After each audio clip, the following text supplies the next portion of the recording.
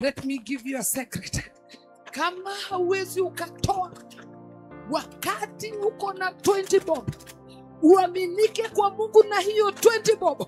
Hata wakati utakapopata 50,000, hautaweza kuaminika kwa Bwana. Hapo ndipo tofauti wa chombo unasema.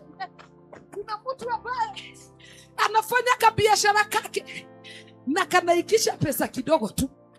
Pesa nini? Kidogo tu. Unajua kuna mambo tunakuaga nayo wa Kristo, and that's why to remain in the same place kwa miaka mingi, kwa sababu huwa tunafikiria Mungu huangalia wingi wa kile ambacho tunamletea, ama kulingana na wingi wa kile ambacho umetoa ndio inasababisha Bwana akubariki. Nimekuja kukuambia, katika udhaifu wako, katika uchache wako, unaweza ukamtumikia Mungu. Haleluya! Ni kwa sababu hiyo ndio maana Bwana amekuweka ndani ya nyumba yake ili aweze kukufanya chombo cha dhamana. Ulize swali. Kuna mtu anaanzaga kupanda muti na juu. Muti yote ukitaka kupanda unaanziaga wapi? Unaanziaga wapi? Ndio uende wapi? Na wewe mwenye huo unangojea ufike juu ndio uanze kufanya, na wakati ulipokuwa pale chini. Where is your testimony? Testimony yako iko wapi? Wakati ulipokuwa unapata shilingi 50 ikiwa faida, usimame useme niliaminika na tithe ya shilingi 5.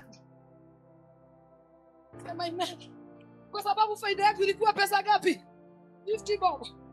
Niliaminika na tithe ya shilingi 10 kwa sababu faida yangu ilikuwa shilingi 100. Haleluya. Biblia inasema kila chombo kikijua njia ambayo kinafaa kufuata, kinaweza kikaaminiwa na kikatumika kwa njia ya kipekee. Let me ask you, uko pale penye uko na umekuwa ukiamini Mungu akupeleke kiwango cha juu. Haleluya. Wewe unafikiriaje katika maisha yako?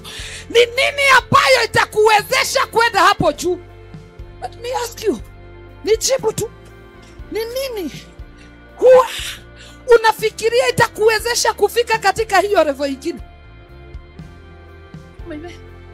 Wewe uko pale, anointing yako Bwana amekufikisha katika kiwango.